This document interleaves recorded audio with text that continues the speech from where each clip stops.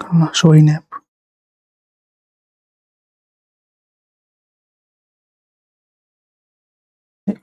ये वैसा एक लोकल है, दूसरा खोलो। हाँ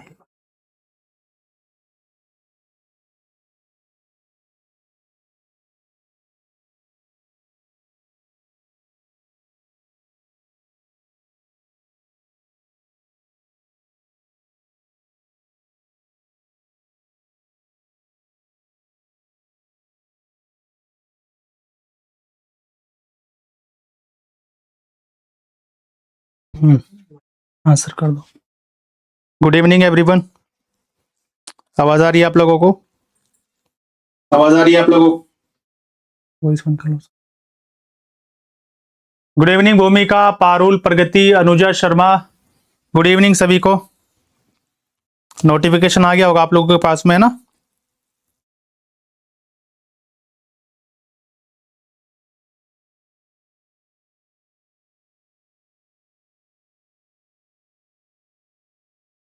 वॉइस आ रही है आप लोगों को?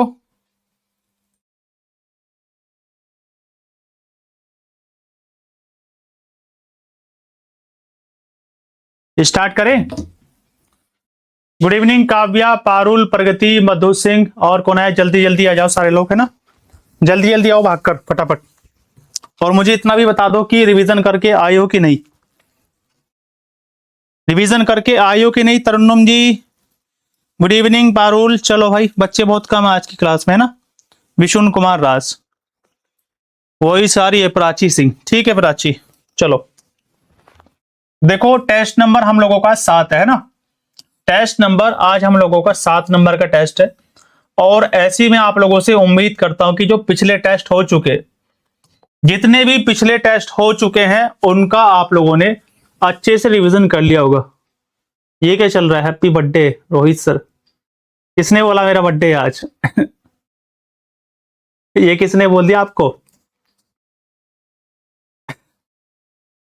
रोहित जी, मुझे लग रहा है कि शायद कुछ मिसअंडरस्टैंडिंग हो गई है, तो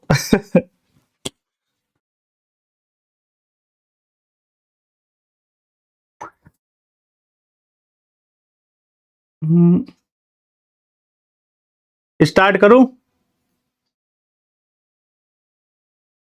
स्टार्ट करें आज का सेट अपना?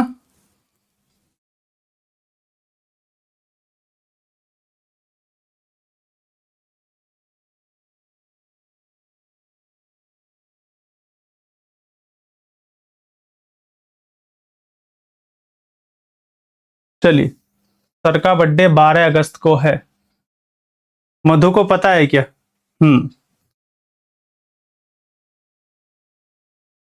अच्छा ठीक है, चलो। हमको क्या पता, ऊपर वालों ने किया तभी हमने किया। चलो ठीक है, थैंक यू सो मच आप लोगों का जिन्होंने विश किया है। और मुझे लगता है कि फिर मुझे एक बर्थडे और मनाना पड़ेगा अपना, है ना? एक बर्थडे, आज कितनी तारीख है? 23 फरवरी। चलो, एक बर्थडे और हो गया मेरा, है ना? 23 फरवरी का।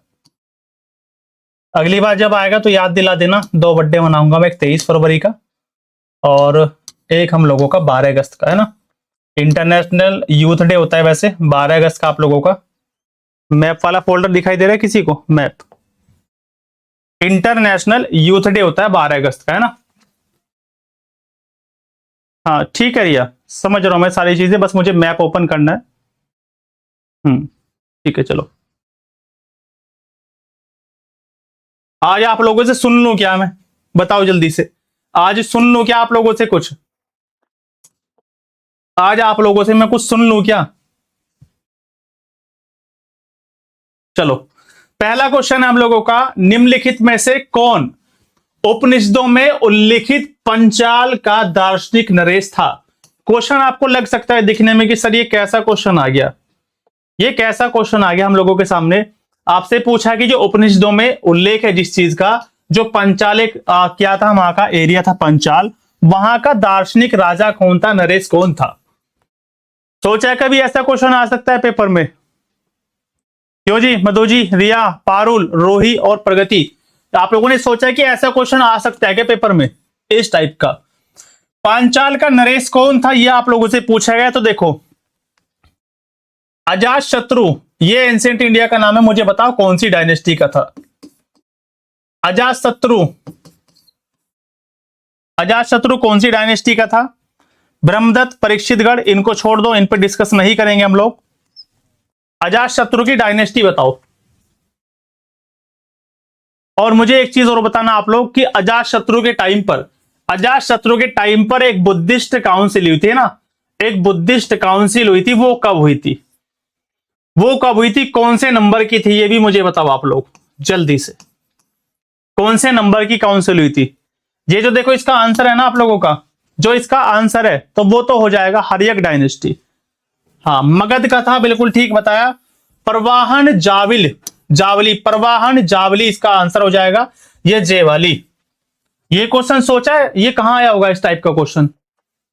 कभी सोचा आप लोगों ने कि ये जो क्वेश्चन आप लोगों का, ये कहां पर पूछा गया होगा? देखो, यूपी जुडिशरी 2016 में पूछा गया है। यूपी जुडिशरी 2016 में पूछा गया ये वाला क्वेश्चन। तो जिनको लगता है कि एंशिएंट हिस्ट्री हम लोगों को ऊपर ऊपर से पढ़नी है, तो आपको सारी चीजें अच्छे से पढ़नी पड़ेंगी, है ना। एक नंबर की, good evening Shaheen. Ancient history आप लोगों को, जो बच्चे जे का पेपर देंगे, क्योंकि एपीओ में तो मॉडर्न हिस्ट्री ज्यादा इंपॉर्टेंट है आप लोगों के लिए, उनको मेरी लाइब्रेरी की सीट के बगल में मिडाइवल हिस्ट्री की किसी की बुक रखी है, हाईलाइटेड एमसीक्यू। अच्छा, चलो ठीक है सिंधु। फर्स्ट बौद्ध संगीति, हाँ बिल्कुल ठीक बताया आप लोगों ने। ठीक है, फर्स्ट बुद्धिस्ट काउंसिल हुई थी कहां पर? ये कहां पर हुई थी आप लोगों की? राजगिरे में हुई थी ना, राजगिरे, राजगिरे। और उस टाइम पर इसके अध्यक्ष कौन थे? वो थे आप लोगों के महाकश्यप, महाकश्यप, बस महाकश्यप इसके अध्यक्ष थे। इतना ही आप लोगों को याद रखना है और डायरेक्टली इस क्वेश्चन को रट लेना कि ये परवाहन जावली जो है क्या थे? पंचाल के राजा थे, पंचाल के नरेश थे। बस इतना सा आप लोगों को, या जयवाली इनका नाम रट लेना। और इसके साथ साथ एक फैक्ट और नोट कर लेना, हमारे वेद कितने? हालांकि वेद नहीं पूछा जाएगा, 4 वेद है। हमारी पुराण कितनी है? पुराण है आप लोगों की 18, जिसमें सबसे इंपॉर्टेंट कौन सी है? मत्स्य पुराण। सबसे इंपॉर्टेंट है मत्स्य पुराण आप लोगों के, मत्स्य पुराण। हमारे वेदांग कितने हैं? तो 6। वेदांग कितने बच्चों हमारे? वो 6 हैं टोटल 6। और अब मैं इसको मिटा देता हूं थोड़ा सा, यहां पर लिख लेंगे आप लोग, जो हमारे उपनिषद है, जो हमारे उपनिषद है ना, जो हमारे उपनिषद है हमारे कितने? 108। और इसी में से आप लोगों का एक उपनिषद है जिसका नाम है मुंडकोपनिषद, जिसका नाम है हम लोगों का मुंडकोपनिषद। ऐसे ही लिखा जाएगा इंग्लिश में भी। यहां से हम लोगों ने क्या लिया? यहां से लिया हम लोगों ने सत्यमेव जयते, सत्यमेव जयते। और ये क्वेश्चन काफी बार पूछा गया है, सत्यमेव जयते वाला। ये क्वेश्चन इंपॉर्टेंट है आप लोगों के लिए। एंशिएंट हिस्ट्री से कितने क्वेश्चन आएंगे? एंशिएंट से मुझे लग रहा है कि 2 से 3 क्वेश्चन एंशिएंट हिस्ट्री के और 2 से 3 क्वेश्चन मिडाइवल के। तो ऐसे मान के चलो कि 3 क्वेश्चन मिडाइवल के, 2 एंशिएंट के, 3 और 2 5, और 3 क्वेश्चन आप लोगों का, चलो 2 मान लेते। 8 नंबर की है ना, तो 3 आपके एंशिएंट के, 3 मिडाइवल के, 2 मॉडर्न हिस्ट्री के, और बाकी बचा 8 नंबर इंडियन नेशनल मूवमेंट। वो अलग है, वो अलग है आप लोगों का, ठीक है। पढ़कर रख दूंगी, मुझे तो अपॉर्चुनिटी दिख रही है कि ये एग्जाम नजदीक है, मेरे पास है नहीं। ठीक है, हाँ पढ़ के रख देना। हाँ 2 से 3 क्वेश्चन रोही, बिल्कुल ठीक है आपका। चलो आगे चले अगले क्वेश्चन की तरफ। कोई ऐसा बच्चा जिसकी आज पहली क्लास है, कोई ऐसा स्टूडेंट जिसने अभी हाल ही में संघर्ष बैच ज्वाइन किया हम लोगों का, और आज उसकी ये पहली क्लास है, ऐसा कोई है इस क्लास में? ऐसा कोई है इस क्लास में? कोई ऐसा स्टूडेंट जिसकी पहली क्लास है? क्योंकि ये मॉक टेस्ट नंबर हम लोगों का ये 7 नंबर का है, 7 नंबर, 7 नंबर। यूपी जुडिशरी में पूछागा ये वाला क्वेश्चन आप लोगों से। चलो, तंजावुर के बृहदेश्वर मंदिर का निर्माण किसने करवाया? तंजावुर के बृहदेश्वर मंदिर का निर्माण किसने करवाया, ये आप लोगों से पूछा गया। तंजावुर के बृहदेश्वर मंदिर का निर्माण किसने करवाया? जल्दी से बताओ। 3 के लिए कौन? पारुल पढ़ना तो पड़ेगा ना आप लोगों को, है ना, पढ़ना तो पड़ेगा।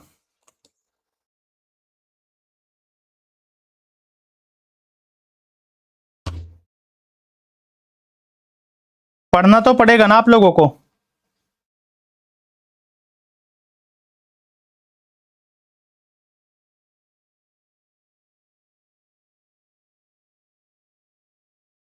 चलो आंसर कर दो, क्या हो जाएगा। आज आप कहां से क्वेश्चन लाए हैं? ऐसे ही क्वेश्चन आएंगे आप लोगों के लिए पेपर में। पेपर में ऐसे ही क्वेश्चन आएंगे पेपर में। एंशिएंट हिस्ट्री के बड़े टिपिकल से क्वेश्चन आते हैं पेपर में। यूपी जुडिशरी के पीवाईक्यू से लाए है, रोही बोल रही है। मुझे लगता है कि आपने शायद पीवाईक्यू का अच्छे से एनालिसिस कर रखा है रोही ने, और ये कौन बोला? रिया। दिमाग पागल हुआ जा रहा है। चलो ठीक है, देखो यहां पर देखो, ये है राजराज प्रथम, राजराज फर्स्ट है। और ये कौन सी डायनेस्टी के हैं? याद रख लेना, ये कौन सी डायनेस्टी, कौन सी डायनेस्टी है? तो चोला डायनेस्टी, चोल डायनेस्टी है ना। चोल डायनेस्टी का होगा ना राजराज प्रथम आप लोगों का। जो राजराज प्रथम है चोल डायनेस्टी है। जो पुलकेशिन सेकंड है ये चालुक्य डायनेस्टी का राजा, चालुक्य वंश है ना। ये आप लोगों का चालुक्य वंश से रिलेटेड है, इसको आप लोग याद रखेंगे। अच्छा, हैंड राइटिंग में लिखा हुआ है सारे एमसीक्यू पीवाईक्यू। चलो वेरी गुड है ना। चलो भाई, वीर पांड्य वंश, इसको छोड़ देंगे आप लोग। बाकी राजराज फर्स्ट जो है चोला डायनेस्टी के, और इन्होंने निर्माण करवाया था क्या? तंजावुर के बृहदेश्वर मंदिर। अब कोई मुझे बताओ जल्दी से, खजुराहो के मंदिर, खजुराहो के टेंपल इंपोर्टेंट है। यहां पर मैं लिख देता हूं, मैं इसका आंसर नहीं बताऊंगा। खजुराहो के टेंपल कहां पर है? खजुराहो के टेंपल, उनका स्टेट बता दो जल्दी से, और कौन से राजा ने बनवाया, कौन सी डायनेस्टी थी। फिर अगले क्वेश्चन पे चलेंगे हम लोग। ये दो क्वेश्चन का आंसर कर दो फटाफट से, मुझे जल्दी से बताएंगे आप लोग। खजुराहो के मंदिर किस राजा ने बनवाए और कहां पर स्थित है, कौन सी डायनेस्टी से संबंधित है? एमपी का डिस्ट्रिक्ट बताओ जल्दी से। मैंने लिख दिया यहां पर एमपी। चलो एमपी में है, एमपी में, मध्य प्रदेश में हो गया, मध्य प्रदेश में हो गया है ना, मध्य प्रदेश में हो गया। आप लोग मुझे बताओ फटाफट से कमेंट। ये मत सोचना कि मेरे नजर नीचे तो कमेंट नहीं दिख रहे, कमेंट यहां पर भी चल रहे हैं फोन में। भोपाल, बहुत अच्छे, सही है। एमपी का छतरपुर है, छतरपुर, एमपी के छतरपुर में है ना, एमपी के छतरपुर में। और किसने बनवाए थे? चंदेल राजाओं ने, चंदेल राजा, ऐसे लिख लेना, चंदेल राजा, चंदेल राजाओं ने बनवाए थे। ये इंपॉर्टेंट क्वेश्चन है। और ये तंजावुर का बृहदेश्वर मंदिर और खजुराहो के टेंपल, ये इंपॉर्टेंट है। ये क्वेश्चन कई बार पूछेंगे आप लोगों से। Question number 3, Narsingh Dev Burman. चलो ठीक है, इस क्वेश्चन का आंसर कर देना आप लोग, इस क्वेश्चन का आंसर कर दीजिएगा फटाफट से।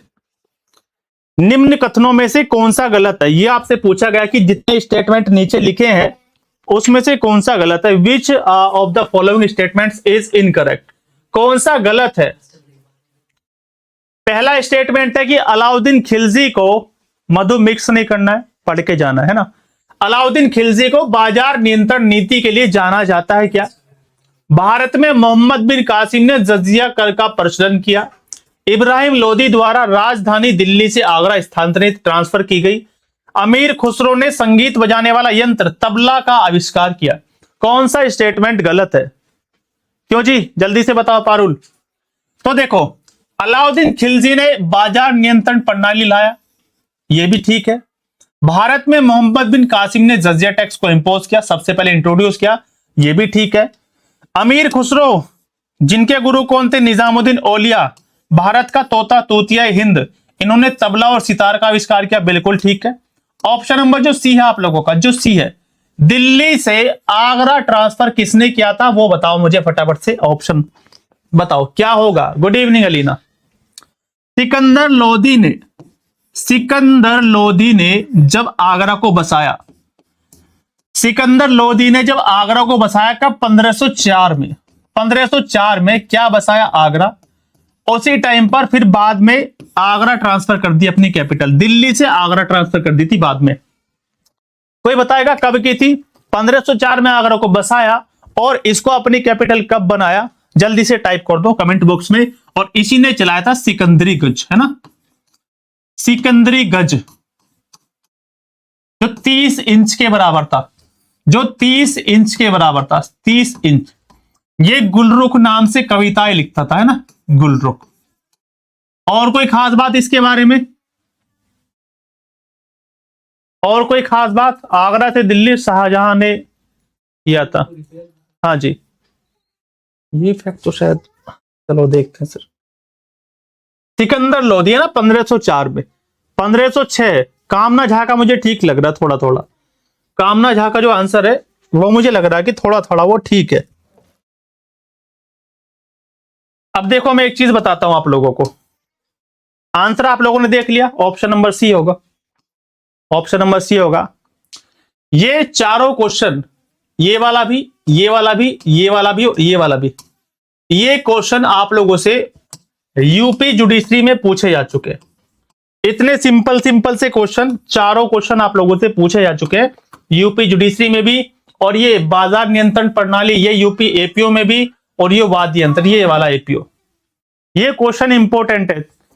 हाँ मांग रहे श्वेता, बिहार में 3 ईयर प्रैक्टिस मांग रहे, 3 साल का आपको अनुभव होना चाहिए।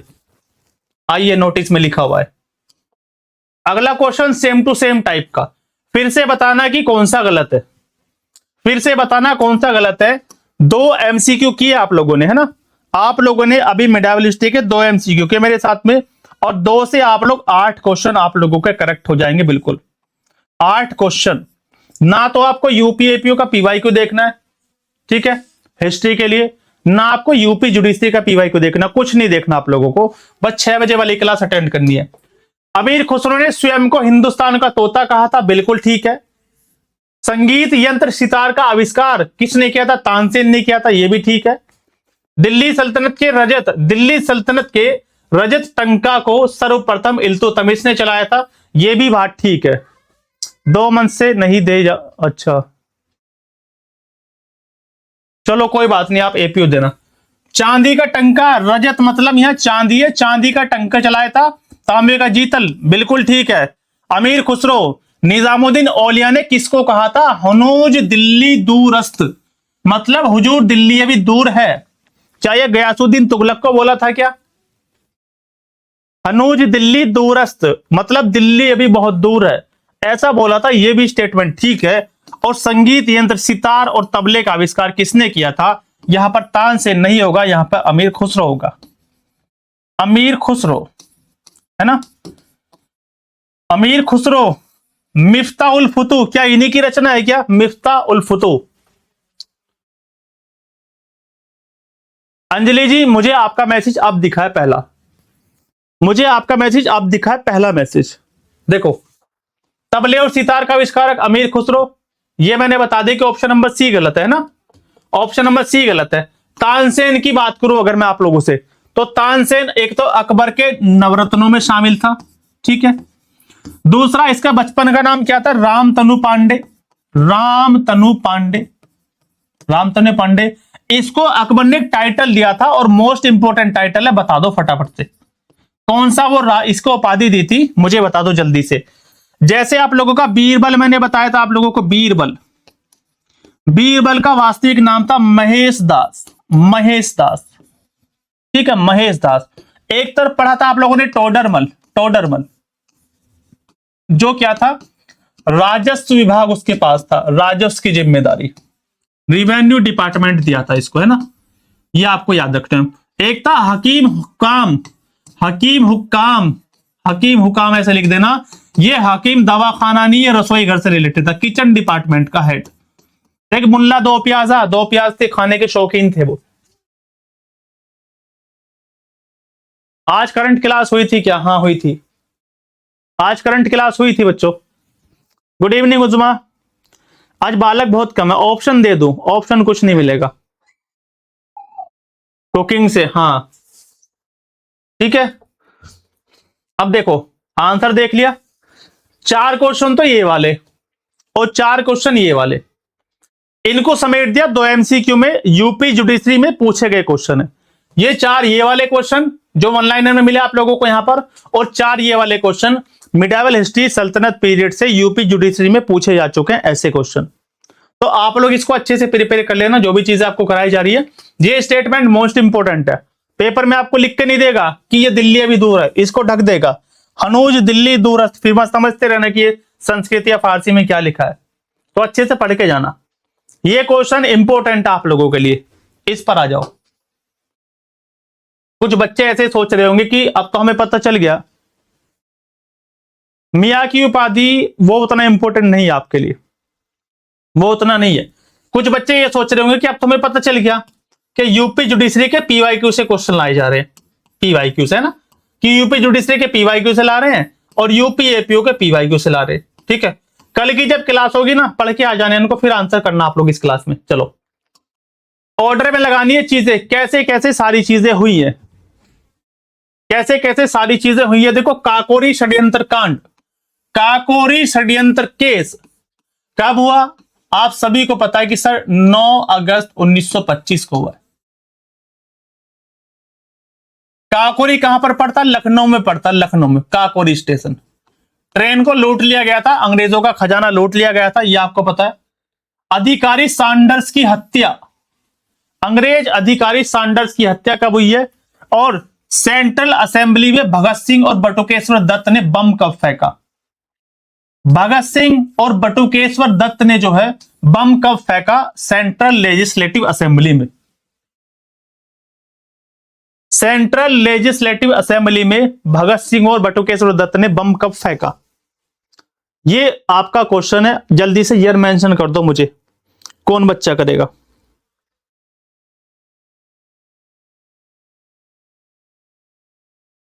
जल्दी से बता दो फटाफट से।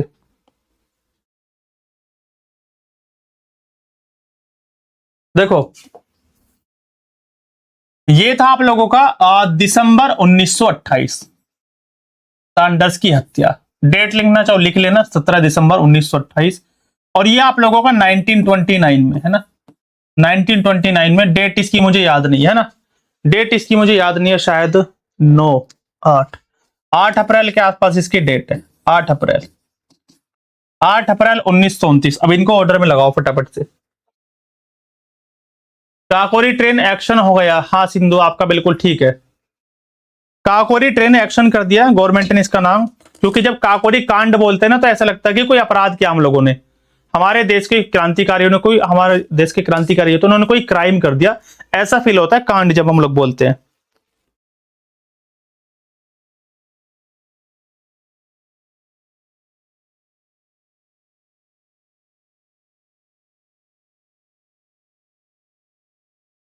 एक चीज मुझे बताओ, ये बम क्यों फेंका गया था? कोई बताएगा मुझे? ये बम क्यों फेंका गया था, कोई बताएगा मुझे?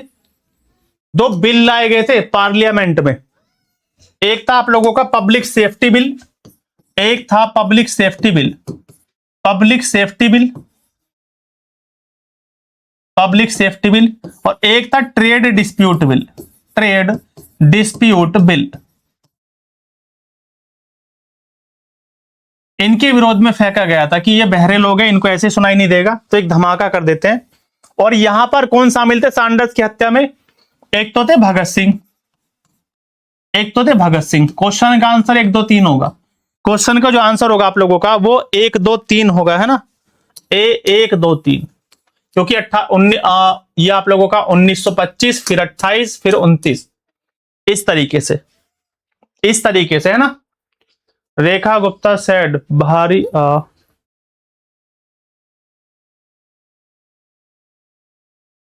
वो राजनीति की चीजें हैं, वो सारा राजनीति का पार्ट होता है, नेताओं की बातों पे मत जाओ।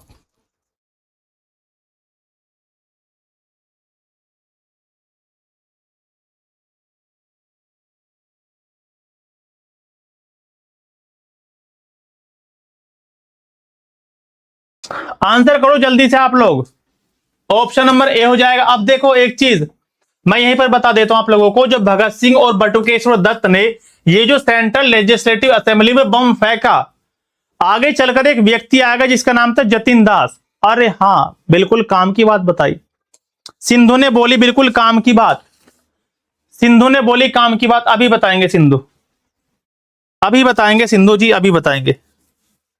देखो यहां पर जो इन्होंने बम फेंका, यहां पर जो बम फेंका ना, ये वाला, ये जो बम बनाने की जिम्मेदारी थी ना, ऐसा बोला गया कि ये जो बम बनाया था ये जतिन दास ने बनाया था, क्रांतिकारी थे जतिन दास, जतिन दास। इन पर बाद में लाहौर षड्यंत्र केस चलाया गया था सब पर। लाहौर षड्यंत्र केस, लाहौर षड्यंत्र केस चलाया था काकोरी कांड के बाद। लाहौर षड्यंत्र केस चला 1929 का, और उसमें एक व्यक्ति आएंगे जतिन दास, जिनको जेल में बंद कर देंगे, सजा दे देंगे। क्यों?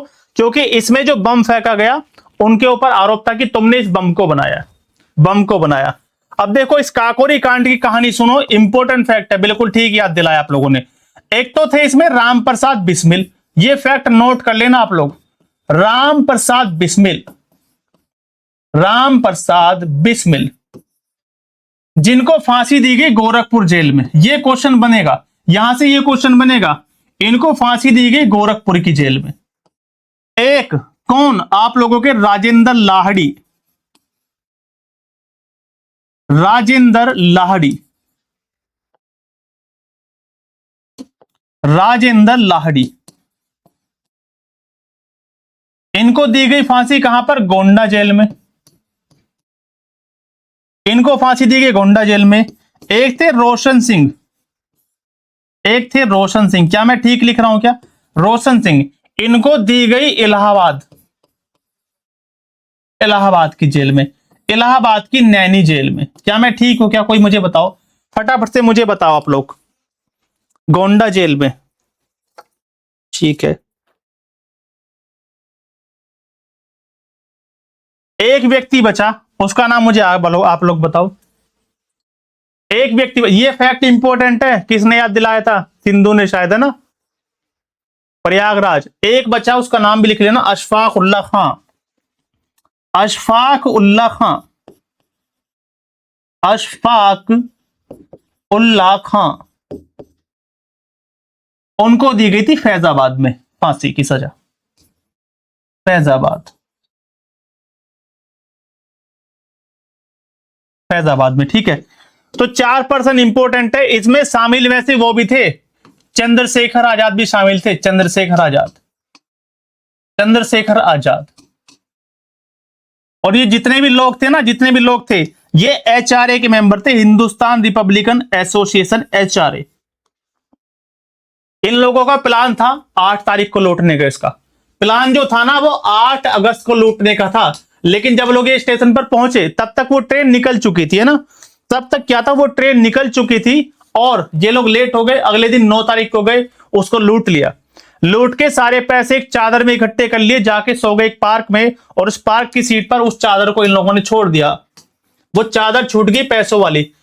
बाद में इंक्वायरी हुई जब, तो वो चादर पुलिस वालों के हाथ लगी। चादर पे एक धोबी की मोहर लगी हुई थी, चादर पर धोबी की मोहर थी। और धोबी के पास में पहुंचे पुलिस वाले, उसने मोहर को देख के बोला, है ना, इसको देख के रिकॉर्ड खंगाला, तो पता चला कि ये चादर किसी एचआरए के मेंबर की है। फिर जाके धरपकड़ हुई इन लोगों की। चंद्रशेखर आजाद बाहर चले गए, भाग गए इन लोगों को, मतलब छोड़ के भाग गए अलग, है ना, वो अंग्रेजों के हाथ नहीं आए। और ये जो एचआरए था, इसका नाम बदल के चंद्रशेखर आजाद ने क्या रख दिया, नया बना दिया HSRA, Hindustan socialist Republican association. बाद में वो इलाहाबाद के अल्फ्रेड पार्क में, आप सभी को पता है, ये खुद को गोली मार लेंगे और शहीद हो जाएंगे। चलो, इतनी चीजें आपको याद रखनी है। अगला क्वेश्चन, महात्मा ज्योतिबा फूले ने सत्यशोधक समाज की स्थापना कब की है? यह आप लोगों का धार्मिक सुधार आंदोलन वाला चैप्टर है, जो निम्न जातीय आंदोलन थे। हाँ, वो हाथ नहीं आए थे अंग्रेजों के।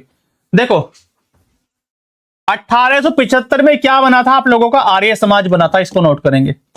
आर्य समाज सभी को पता है किसने बनाया? स्वामी दयानंद सरस्वती, दयानंद सरस्वती ने बनाया, है ना, स्वामी दयानंद सरस्वती। इन्होंने क्या लिखा? इन्होंने कैलाश सत्यार्थ लिखा, कैलाश सत्यार्थ लिखा। इन्हीं को बोलते हैं भारत का मार्टिन लूथर, वेदों के लौटो, इन्होंने नारा दिया है। और 1873 इसका राइट आंसर है। लेकिन महात्मा ज्योतिबा फूले, इनकी 2 पुस्तक है, मोस्ट इंपोर्टेंट है, उनको लिख लेना। इनकी 2 पुस्तक है, बुक्स के नाम इंपोर्टेंट है। कौन बच्चा बताएगा मुझे? ज्योतिबा फूले की, निकिता यादव जी बताओ, बताओ ज्योतिबा फूले की पुस्तक का नाम कौन बच्चा बताएगा? जो भी बताएगा तो मुझे बहुत अच्छा लगेगा कि हाँ, वो पढ़ने वाला बच्चा है। जिसने भी बता दिया पुस्तक का नाम, मैं समझूंगा कि वो पढ़ने वाला बच्चा है। इनकी पुस्तक का नाम बताओ, महात्मा ज्योतिबा फूले की। सिंधु गौतम ने बताया सर जी गुलामगिरी। रूही का आंसर आया गुलामगिरी, बहुत बढ़िया। रोहित कुमार जी बहुत अच्छे। 3 बच्चों का आंसर आया, अलीना खान, पारुल गुलामगिरी, बहुत अच्छे। पुस्तक का नाम है गुलामगिरी, इंपोर्टेंट है गुलामगिरी, गुलामगिरी। अब जो बच्चा दूसरी पुस्तक बताएगा ना, तो मुझे लगेगा कि हाँ भाई चलो ठीक है, बहुत अच्छा बच्चा पढ़ने वाला। दूसरी पुस्तक, दूसरी पुस्तक बता दो कौन बताएगा, दूसरी वाली। चलो यहीं पे लिख देता हूं दूसरी वाली, मुझे बता दो कौन बताएगा दूसरी। रोही ने बोला सार्वजनिक सत्य धर्म, बहुत अच्छे रोही, बहुत बढ़िया रोही, बहुत अच्छे। मुझे उम्मीद नहीं थी कोई बताएगा ऐसे। चलो रोही ने बहुत अच्छा आंसर किया है, चलो ठीक है, इसका मतलब पढ़ाई ठीक चल रही है रोही की। चलो सार्वजनिक सत्य धर्म, बहुत अच्छे। सार्वजनिक सत्य धर्म, ये इनकी पुस्तक है दूसरी, बहुत ज्यादा इंपॉर्टेंट है। तो आप लोग दोनों पुस्तक का नाम नोट कर लेंगे, इंपॉर्टेंट है। सार्वजनिक सत्य धर्म है गुंजन जी, परमिला का आंसर जो आया। तो आप लोग याद करेंगे दोनों पुस्तक इंपॉर्टेंट है। आगे चलो अगले क्वेश्चन की तरफ। निम्नलिखित सत्याग्रहों में से किसका नेतृत्व महात्मा गांधी ने नहीं किया था? मतलब महात्मा गांधी शामिल तो थे, लेकिन मेन लीडर कोई और था। देखो भारत छोड़ो आंदोलन आप सभी को पता है कब का है, सविनय अवज्ञा आंदोलन 12 मार्च का, आप लोगों को पता है 12 मार्च 1930। साबरमती आश्रम से चले, नमक कानून तोड़ा। और ये वाला ये कब का है, ये 8 अगस्त 1942 का, आप लोगों का भारत छोड़ो आंदोलन। खेड़ा बारदोली सत्याग्रह आप लोगों का 1928 का है, बारदोली गुजरात में 1928 का है। ये खेड़ा आंदोलन 1918 का गुजरात के अंदर है। एक तो इनके डेट लिख लेना आप लोग, ये इंपॉर्टेंट है आप लोगों के लिए, ठीक है। एक तो इनकी आप लोग डेट याद कर लेना, ये इंपॉर्टेंट है ना, यह आप लोगों के लिए इंपॉर्टेंट है, ये इंपॉर्टेंट है आप लोगों के लिए। चलो आंसर कर दो।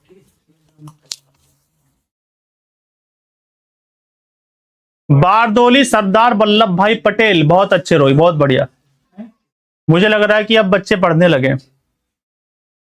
रोही का आंसर है बारदोली सरदार वल्लभ भाई पटेल। प्रियंका ने बोला सी में सरदार पटेल ने किया था, बहुत अच्छे।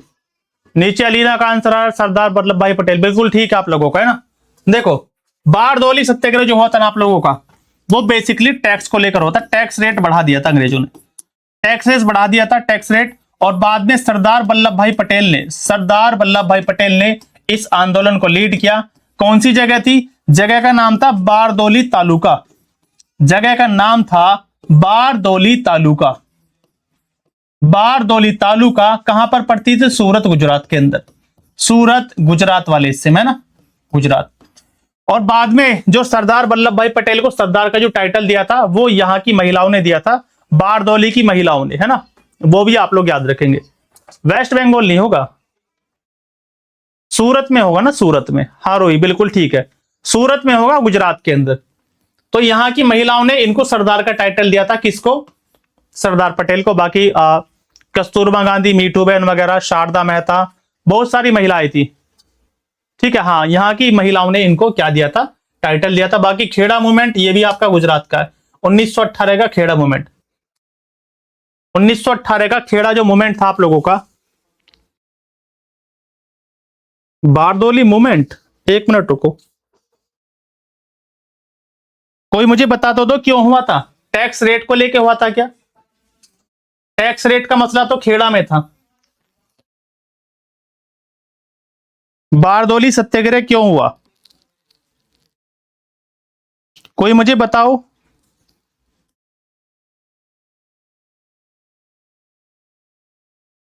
चले यही था ना, टैक्स रेट बढ़ा दी गई थी। चलो बहुत ज्यादा लगान हो गया था। देखो ये क्वेश्चन आ गया, आप लोगों से पूछा जाएगा, जेल में भूख हड़ताल के कारण जिस स्वतंत्रता सेनानी की मृत्यु वो कौन थे? मोस्ट इंपोर्टेंट क्वेश्चन है ये वाला। कौन से हमारे क्रांतिकारी थे जिनका क्या हुआ? जेल में मृत्यु हो गई थी। आंसर करो फटाफट से। और बहुत सारी चीजें यहां से लिखे होंगे आप लोग। देखो बिपिन चंद्र पाल, लाल बाल पाल, आप लोगों ने नाम सुना होगा, लाल बाल और पाल, पाल, लाल बाल पाल में जो पाल है ना, ये बिपिन चंद्र पाल है, ये बाल गंगाधर तिलक है, ये लाला लाजपत राय है, जो कांग्रेस के क्या थे? गरम दल के नेता थे, गरम दल। आंसर कर दो पहले, तब डिस्कस करूंगा। आंसर कर दीजिएगा, मैं ये फैक्ट तब डिस्कस करूंगा आप लोगों के साथ में। आंसर आ चुका है सी, क्योंकि मैं बता चुका हूं आप लोगों को पहले कि सर क्या होगा, जतिन दास हो जाएगा, ऑप्शन नंबर सी। बाकी भगत सिंह की अगर मैं बात करता हूं आप लोगों से, भगत सिंह तो दो इनके नारे हैं, एक तो क्या था, इनकलाब जिंदाबाद, इनकलाब जिंदाबाद जिंदाबाद, और दूसरा नारा था इनका साम्राज्यवाद का नाश हो, साम्राज्यवाद का नाश हो। सुभाष चंद्र बोस के नारे बता दो फटाफट से। सुभाष चंद्र बोस, कौन बच्चा बताएगा? सुभाष चंद्र बोस। एक तो वो था तुम मुझे खून दो मैं तुम्हें आजादी दूंगा, तुम मुझे खून दो, बस इतना ही लिखूंगा, तुम मुझे खून दो मैं तुम्हें आजादी दूंगा। दूसरा कौन बताएगा? दूसरा कोई बता दो, तुम मुझे खून दो मैं तुम्हें आजादी दूंगा। और क्या इसमें कुछ रह गया क्या? भगत सिंह वाले में शायद एक नारा और है इनका।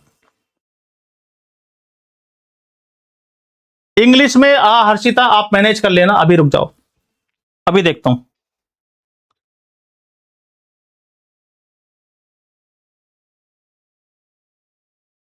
एक मिनट रुको बस, है ना।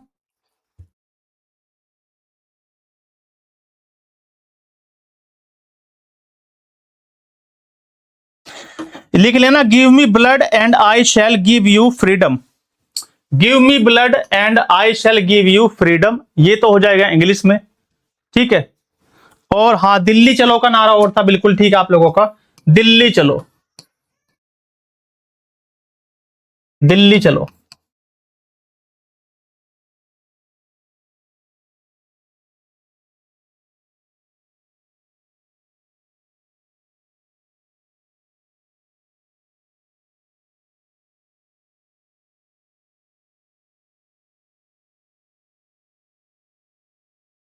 और ये जो है ना आप लोगों का साम्राज्यवाद का नाश हो, इसको लिख लेना इंग्लिश में आप, डाउन विद ब्रिटिश इंपीरियलिज्म, ठीक है, डाउन विद ब्रिटिश इंपीरियलिज्म, साम्राज्यवाद का नाश हो। दिल्ली चलो को महात्मा गांधी ने दिया था क्या? नहीं, दिल्ली चलो इन्होंने ही दिया था, सुभाष चंद्र बोस। और एक भगत सिंह का जय हिंद, जय हिंद, बस इतनी सी बात है। आगे चलो, टॉपिक खत्म। क्वेश्चन नंबर 9, कॉन्स्टिट्यूशन का क्वेश्चन आ गया आप लोगों के सामने। पॉलिटी का क्वेश्चन है, बड़ा प्यारा सा क्वेश्चन है, पूछा गया क्वेश्चन है।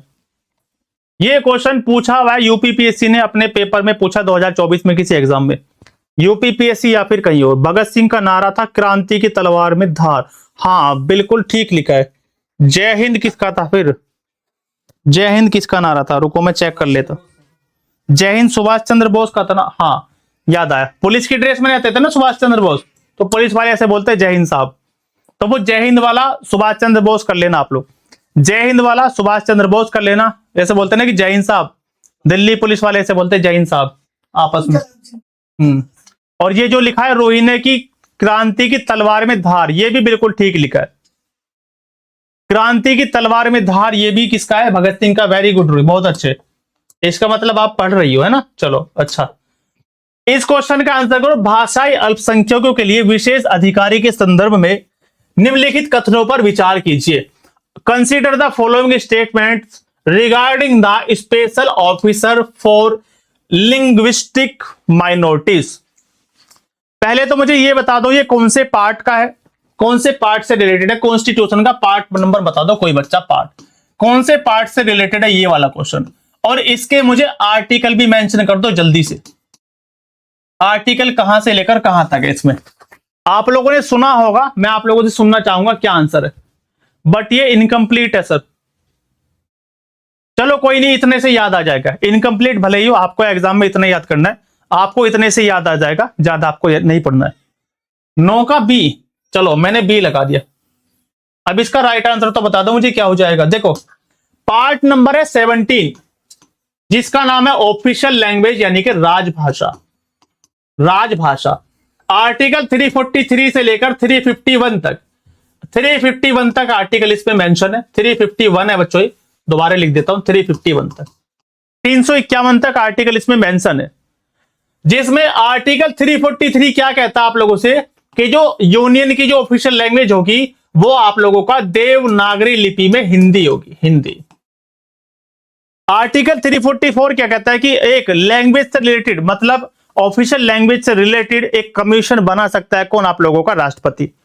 संघ की राजभाषा 343, राष्ट्रपति एक राजभाषा आयोग बनाएगा 344। एक होता है स्टेट की जो ऑफिशियल लैंग्वेज होगी, स्टेट की जो ऑफिशियल लैंग्वेज होगी 345। संघ की राजभाषा 343, राष्ट्रपति एक आयोग बनाएगा 344, राज्य की राजभाषा 345। मतलब कि जो अगर कोई स्टेट है वो कोई भी लैंग्वेज को अपना सकता है। जैसे नागालैंड ने कौन सी अपना रखी है? इंग्लिश। नागालैंड ने इंग्लिश ऑफिशियल लैंग्वेज अपना रखी है।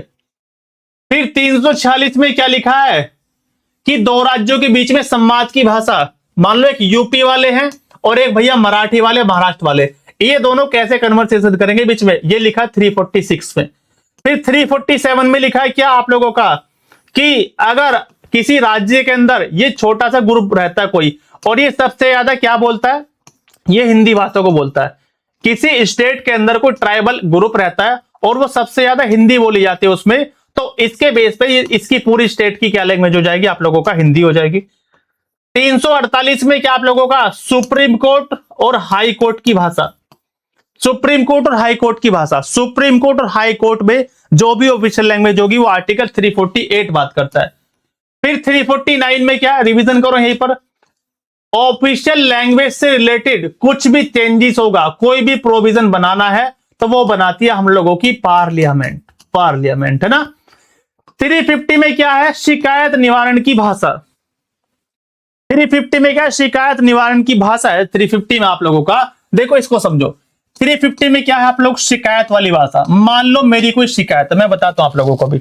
शिकायत निवारण, आपकी कोई कंप्लेन है, आप रहने वाले यूपी को, आर्टिकल 350, रहने वाले यूपी के, आपको आती है हिंदी।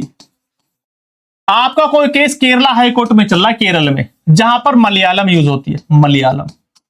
आपको मलयालम नहीं आती और इन लोगों को हिंदी नहीं आती, तो आपका केस अगर यहां पर चल रहा तो ये कोर्ट की जिम्मेदारी है। आर्टिकल 350 के तहत आपको क्या, या तो कोई क्या बोलते हैं उसको इंग्लिश में, मैं भूल गया, दो भाषा, जो दो भाषा बोलने वाला होता है, अभी याद नहीं आ रहा। ट्रांसलेटर कह सकता हूं मैं, चलो, है ना, ट्रांसलेटर। कोई ट्रांसलेटर जो उपलब्ध कराएगा वो कोर्ट की जिम्मेदारी है, ताकि आप लोग मलयालम भाषा को समझ सको और ये आपके हिंदी को समझ सके। बीच में कोई मुझे बताओ क्या बोलते हैं दो भाषा, जो एक से ज्यादा भाषा जानता हो? हिंदी में दो भाषा बोलते हैं, मुझे इंग्लिश का वर्ड याद नहीं आ रहा, शायद पी से कोई वर्ड है। ट्रांसलेटर नहीं, इंग्लिश लिटरेचर में अलग ही वर्ड है वो, दुभाषिया।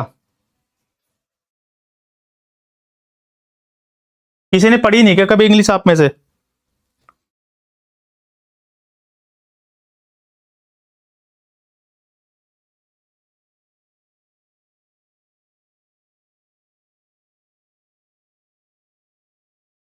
मुझे याद नहीं आ रहा, मैंने कभी 11वीं क्लास में पढ़ा था। बाइलिंगुअल नहीं बोलेंगे, पॉलीग्लॉट। बहुत बढ़िया, बहुत अच्छे हर्षिता जी। आप पॉलीग्लॉट, मुझे अब याद आया, ये मैंने फैक्ट पढ़ा था कभी 2015 में, जब हम लोग तैयारी में थे तो हम लोग इंग्लिश लिटरेचर पढ़ते थे और इंग्लिश ग्रामर। पॉलीग्लॉट बहुत अच्छा है ना, ठीक है, थैंक यू हर्षिता। पॉलीग्लॉट बोलते हैं, पॉलीग्लॉट, है ना। तो वो इसकी जिम्मेदारी कोर्ट की, आर्टिकल 350, है ना। फिर 351 में क्या आता है? 350 का क्लोज ए, इसमें बोला है कि जो मदर टंग है, मदर टंग में मतलब प्राइमरी लेवल पर जो एजुकेशन होगी बच्चे की, जो प्राइमरी लेवल पर बच्चे की एजुकेशन होगी वो आपका मदर टंग मतलब मातृभाषा में होगी, मातृभाषा में। और ये 7वां कॉन्स्टिट्यूशनल अमेंडमेंट 1956 इससे जोड़ा गया। फिर इसके नीचे क्लोज जोड़ी गई, आर्टिकल 350 का क्लोज बी, आर्टिकल 350 का क्लोज बी। और ये जोड़ी गई थी किस लिए? ये आपका जो लिखा है यहां पर, आर्टिकल 350 बी किस लिए जोड़ा गया? 9वें संविधान संशोधन के द्वारा ये जोड़ा गया। पहले इसको पढ़ लेता हूं मैं। अब यहां पर ये 7वां संविधान संशोधन है, यहां पर भी 1956। अब पहले स्टेटमेंट पढ़ लेता हूं क्या है। संविधान में प्रत्येक राज्यों हेतु भाषा अल्पसंख्यकों के लिए विशेष अधिकारी के पद का प्रावधान है, ये यहां पर लिखा है, ठीक है। जबकि ऐसा नहीं है, एवरी स्टेट का यहां पर प्रावधान नहीं है, कोई प्रोविजन नहीं है, केवल लिखा है कि भाषा अल्पसंख्यकों के लिए, ठीक है। जो लिंग्विस्टिक माइनॉरिटीज होंगे उनके लिए बोला है, एवरी स्टेट का कहीं भी यूज नहीं किया है। तो हर एक स्टेट में होगी ऐसा कहीं पर भी जिक्र नहीं है, पहला स्टेटमेंट गलत। लिखा है 9वां संविधान संशोधन के द्वारा 350 बी जोड़ा गया, यह भी गलत है क्योंकि यह 7वां संविधान संशोधन है, 7वें नंबर का संविधान संशोधन है। समझ में आया कंसेप्ट? मुझे बताओ जल्दी से, समझ में आ गया आप लोगों को? पार्ट नंबर 17 यहीं पर रिकॉल हो गया। और एक बचा है article 351, development of Hindi language, Hindi भाषा का विकास।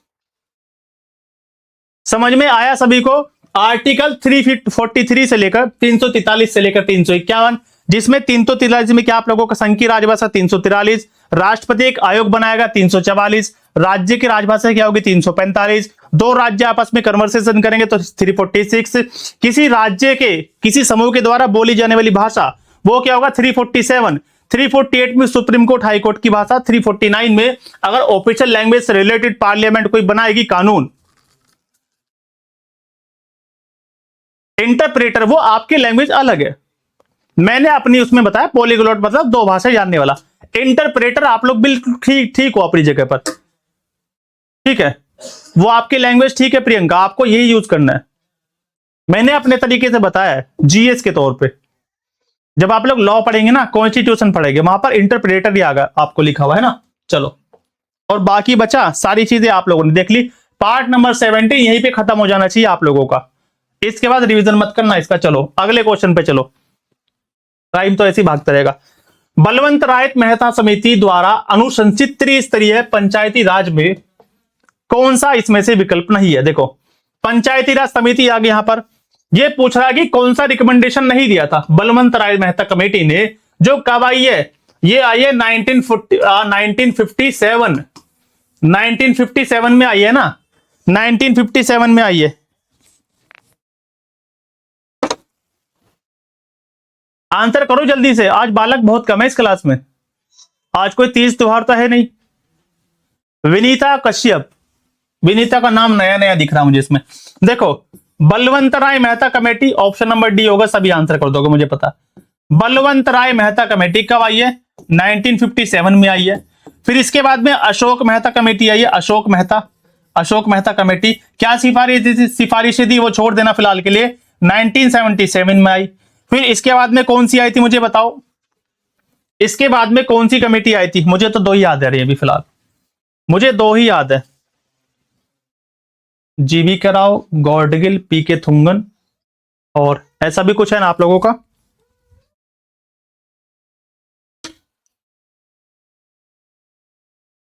जीवी के, और देखो जीवी के राव कमेटी 1986, और एक पीके थुंगन कमेटी है, पीके थुंगन, सॉरी ये 85 है, 85, पीके थुंगन 86, एक आप लोगों की भूल गया, याद नहीं आ रहा, गॉडगिल कमेटी भी थे ना, गॉडगिल 1988 में दो थी शायद है ना, गॉडगिल और पीके थुंगन 1988 में, और क्या रह गया 1986 एलएम सिंघवी, ठीक है, पीके थुंगन छोड़ दो, एलएम सिंघवी होगा, एलएम सिंघवी, फिर पीके थुंगन और गॉडगिल, ये 1988, ऐसे ही है ना इनका क्रम। और पंचायती राज आप सभी पढ़ चुके हो, कौन सी शेड्यूल है बता दो जल्दी से फटाफट से, कौन सी शेड्यूल है? आज बच्चे कम है, मुझे लग रहा है कि 6 टेस्ट जो अब तक हो चुके हैं ना 6, और उनका या तो आप लोगों का रिवीजन नहीं हुआ है ना। चलो क्वेश्चन नंबर 11 पे आ जाओ। कौन सा भारतीय अर्थव्यवस्था का प्राथमिक क्षेत्र है? कौन सा भारतीय अर्थव्यवस्था का प्राथमिक क्षेत्र है? फर्स्ट आपका प्राइमरी सेक्टर कौन सा है? प्राइमरी सेक्टर कौन सा है? प्राइमरी सेक्टर कौन सा? इसमें से आंसर कर दो फटाफट से, जल्दी से जल्दी आंसर कर दो आप लोग।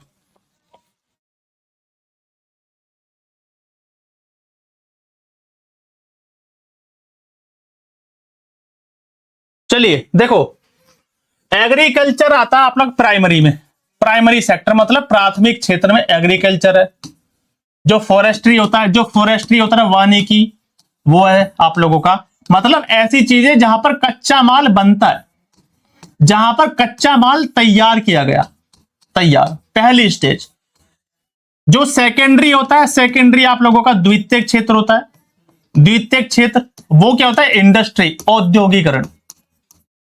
औद्योगिकरण मतलब कि जो फैक्ट्रीज वगैरह होती है, इंडस्ट्री आप लोग कह सकते हैं, इंडस्ट्री। इसमें क्या होगा? जो कच्चा माल है उसको हम लोग उससे कोई चीज बनाएंगे, जैसे यहां से कॉटन से रजाई बना दी, यहां गन्ने से आप लोगों ने शुगर बना दिया, शुगर मिल, इंडस्ट्री, ये सेकेंडरी। और तीसरे उसमें आएगा आप लोगों का सर्विस वाले जो लोग होते हैं, बैंकिंग वाले, सर्विस वगैरह, तृतीयक क्षेत्र है ना, सर्विस। तो ये आप लोगों के इकोनॉमिक्स के क्षेत्र होते हैं, पहला, दूसरा, तीसरा, प्राथमिक, द्वितीयक और तृतीयक क्षेत्र, थर्ड नंबर।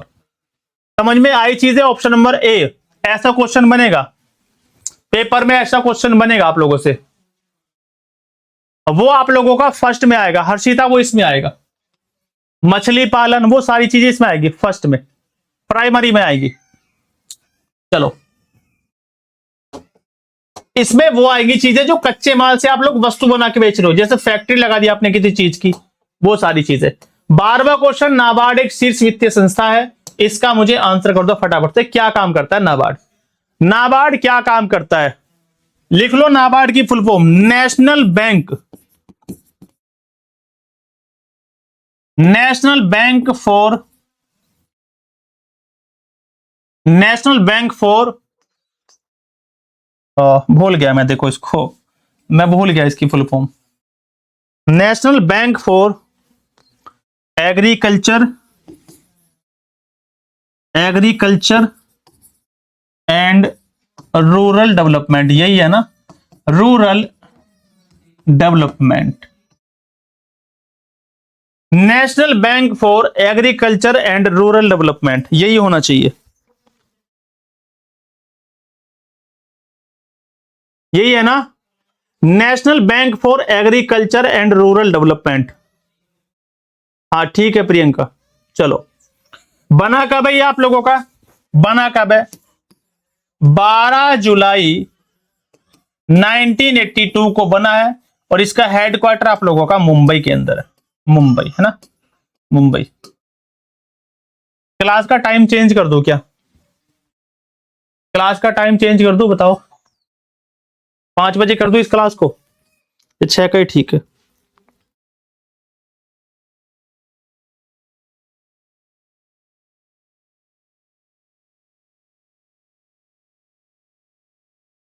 आंसर तो कर दो एक बार।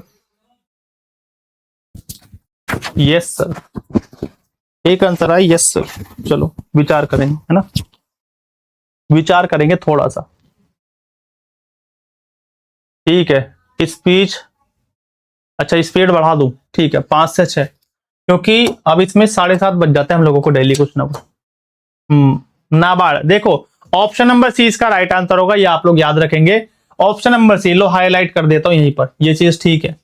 आंसर कृषि और ग्रामीण क्षेत्रों में विकास हेतु, ठीक है, ऑप्शन नंबर सी इसका राइट आंसर हो जाएगा। चलो कोशिश करते हैं ना, कोशिश करेंगे हम लोग। अगला क्वेश्चन आ जाओ फटाफट से, इसका आंसर कर दो। कौन सा सही सुमेलित नहीं है? सेल्सियस से क्या नापा जाता है? किलोवाट से क्या नापा जाता है? RH फैक्टर किसको नाप के लिए होता है? और रिक्टर पैमाने से क्या नापते हैं हम लोग? रिक्टर पैमाने से हम लोग क्या नापते हैं? तो देखो, सेल्सियस आप सभी को पता है क्या नापता है, temperature, degree Celsius. Kilowatt hour मतलब किलोवाट घंटा, क्या नापते हैं? इलेक्ट्रिसिटी नापते हैं। RH फैक्टर ब्लड के लिए होता है ना। ये जो रिक्टर पैमाना है, ये क्या नापता है? ये भूकंप के लिए होता है, भूकंप, अर्थक्वेक, कितनी तीव्रता का भूकंप है उसके लिए होता है। और जो ह्यूमिडिटी होती है उसका होता है हाइग्रोमीटर, उसका होता है हाइग्रोमीटर, हाइग्रोमीटर, जो ह्यूमिडिटी होती है उसका होता है हाइग्रोमीटर, है ना। चलो ज्यादा डिस्कशन मत करो। निम्नलिखित अम्लों में से किस अम्ल का उपयोग कार की बैटरियों में किया जाता है? किसका उपयोग कार की बैटरियों में किया जाता है? देखो HNO3 तो ये वो होता है विस्फोटक बनाने इस्तेमाल होता है, नाइट्रिक एसिड।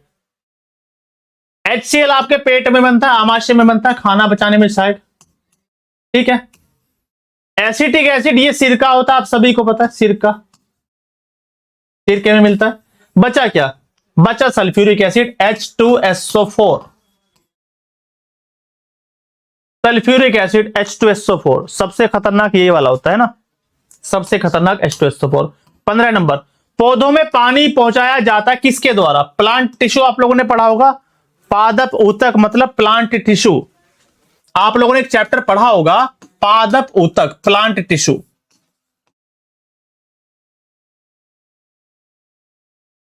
जिसमें जाइलम है, फ्लोएम है ना, और बताओ कौन कौन से आप लोगों का, एक कौन कौन से? जाइलम हो गया, फ्लोएम हो गया, और कौन से? दो तीन और है। ऑप्शन नंबर ए देखो, जाइलम बिल्कुल ठीक है। जाइलम का क्या काम होगा? देखो ये एक पेड़ है ना, ये मैंने एक पेड़ बना दिया ऐसे करके। अब ये अच्छा नहीं बना, ये एक पेड़ बन गया है ना, ये एक पेड़ बना दिया मैंने। इसकी कुछ जड़ें हैं, इसकी जड़ें है ना, और ये इसकी कुछ टहनी है ऐसे करके, टहनी, ये इसकी कुछ टहनी है ऐसे करके, मान लिया मैंने ये टहनी है। टहनियों पे पत्ती लगी हुई है ना इस टाइप की, ये लो, टहनियों पे पत्तियां लगी हुई है इस टाइप की, कुछ भी मान लो। फिर इधर से पत्तियां लगी हुई हैं ऐसी, इधर से पत्तियां लगी है ना, चलो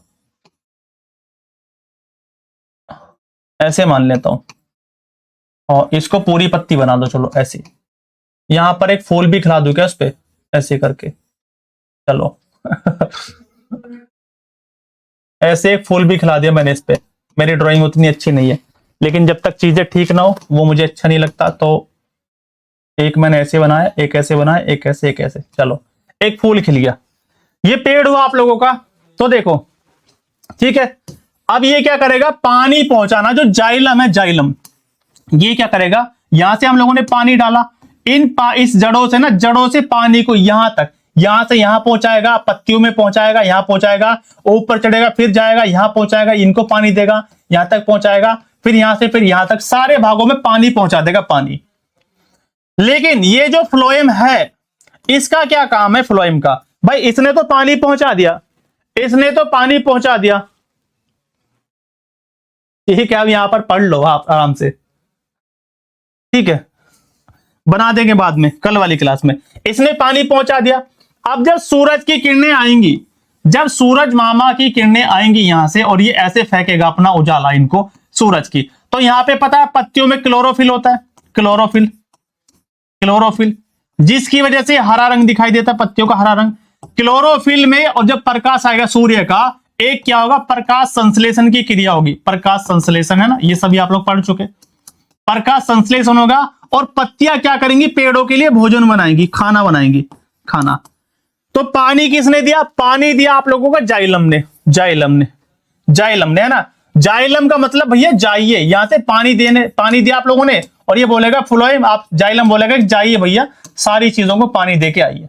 आपने पानी दे दिया, पानी दे दिया। अब ये फ्लोएम क्या करेगा? ये जो खाना बनाया ना, ये जो खाना बना यहां से, इस खाने को सारी पत्तियों में जो खाना बना ना, पेड़ों के अलग अलग हिस्सों में पहुंचाएगा। पत्तियां यहां खाना देंगी, ठीक है, जड़ें मजबूत होंगी, सारी चीजें, ये पत्तियां जो है ना, पत्तियां, ये आपका फ्लोएम सारी चीजों में फ्लो कर देगा, एकदम फ्लो की तरह बहेगा पूरा खाना, अलग अलग इसको खाना बांट देगा, ऐसा चीज है बस। जाइलम क्या करेगा आप लोगों का? जाइलम क्या करेगा आप लोगों का? पानी को पहुंचाएगा कि जाइए पानी दे के आइए हर चीज को, ठीक है। और पेट अगर फुल भरना है तो फ्लोएम, फ्लोएम काम करेगा सारी चीजों को, ये फ्लोएम हर जगह जाएगा इनको खाना बांटने के लिए, बस इतनी सी बात है। क्वेश्चन में आगे बढ़ो। क्वेश्चन नंबर 16, बर्ड फ्लू का वायरस कौन सा है? ठीक है, पढ़ लो यहां पे चुपचाप। बर्ड फ्लू का वायरस कौन सा है? बहुत ज्यादा एग्जाम में पूछा गया, मोस्ट इंपोर्टेंट क्वेश्चन है। एक होता है स्वाइन फ्लू, एक होता है स्वाइन फ्लू, एक होता है bird flu, bird flu, bird flu. Answer कर दो जल्दी से, पहले इस क्वेश्चन का आंसर कर दो मुझे आप लोग, क्वेश्चन का आंसर कर दो जल्दी से। देखो बर्ड फ्लू का जो वायरस है, अच्छा जी, ए ऑप्शन, बहुत बढ़िया, H5N1 bird flu, bird flu H5N1। और स्वाइन फ्लू का H1N1 दोनों नोट कर लेना, इंपॉर्टेंट है। स्वाइन फ्लू का आप लोगों का H1N1 और बर्ड फ्लू का H5N1, ये हो जाएगा आप लोगों का। चलो बाकी ज्यादा डिस्कस नहीं करते हैं, आगे चलो, और बहुत सारे क्वेश्चन है। किसे यूरोप की तेल राजधानी कहा जाता है? किसको यूरोप की तेल राजधानी कहा जाता है? ये क्वेश्चन इंपॉर्टेंट है, इसको आप लोग बताएंगे मुझे फटाफट से। किसको बच्चों आप लोगों का यूरोप की तेल राजधानी कहा जाता है? स्वाइन बर्ड, हाँ ठीक है।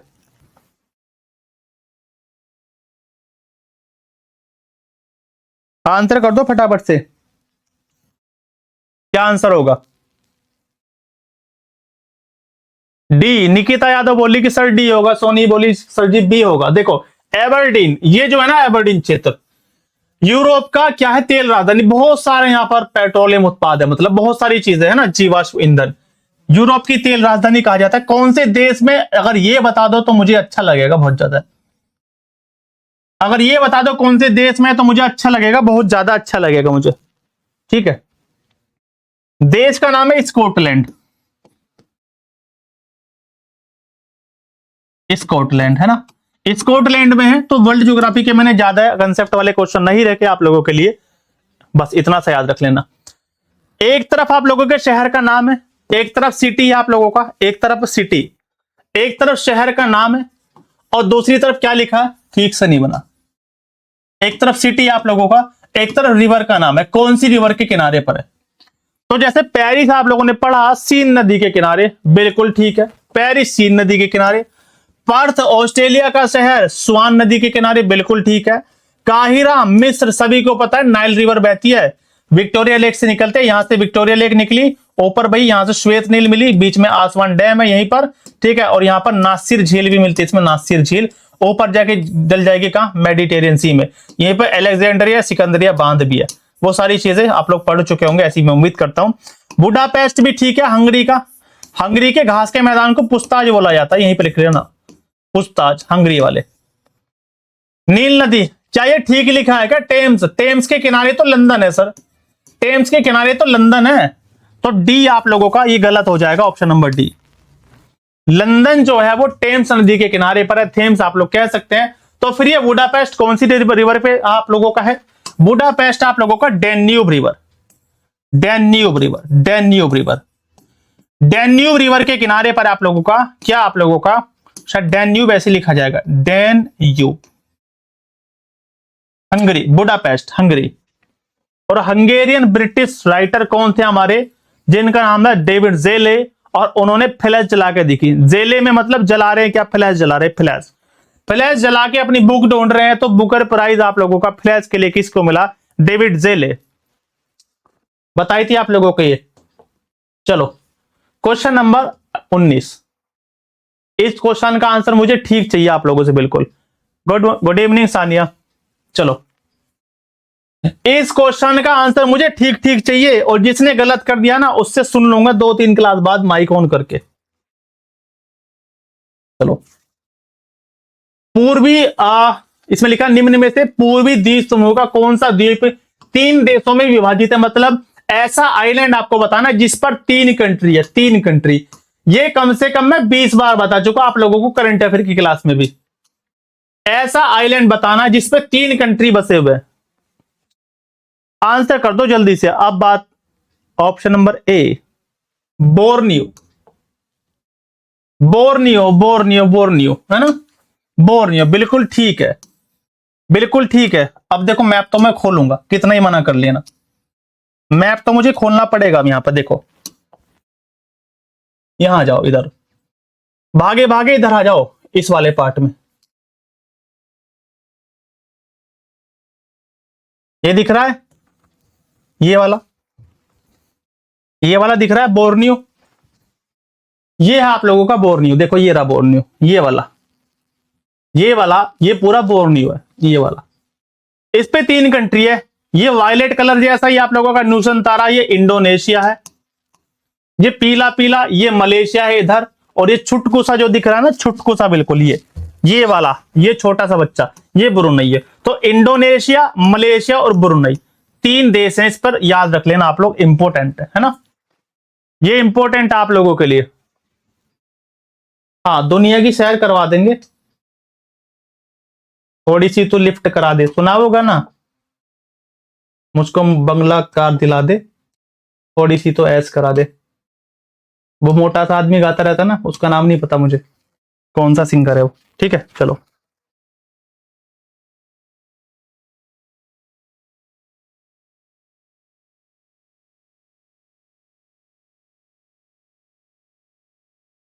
आगे चले।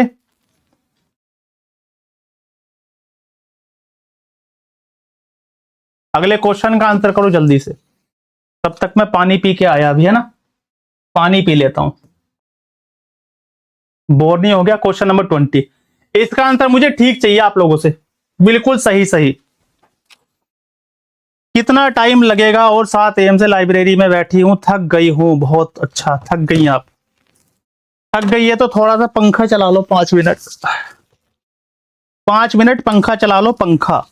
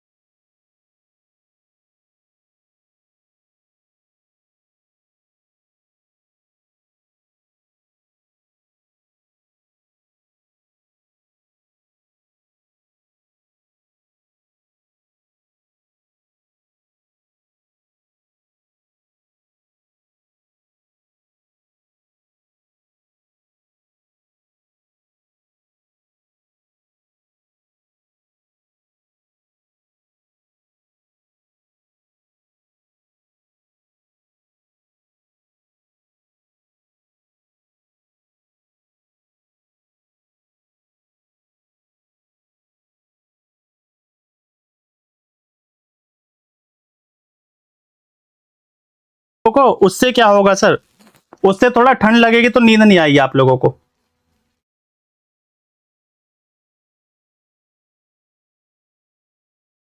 उससे आप लोगों को नींद नहीं आएगी।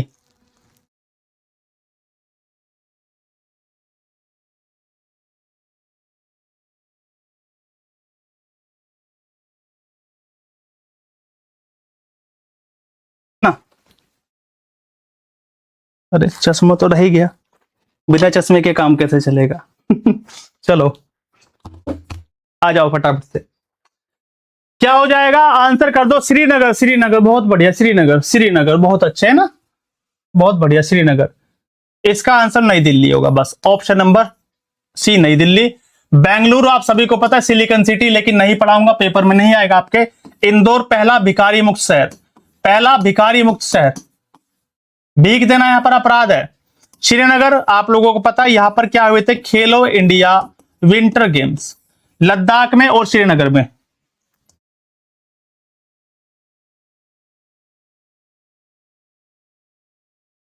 पांच क्वेश्चन बाकी है 7:30 तक, अभी कितना समय हुआ, वक्त कितना हुआ है, 7:21। हाँ जी, उड़ा देंगे तब तक तो हम लोग 5 क्वेश्चन को, 5 क्वेश्चन उड़ा देंगे। 9 मिनट है, इसको तो ऐसे ही उड़ा देंगे। देखो, कमला प्रसाद बिसेसर किस देश की प्रधानमंत्री है,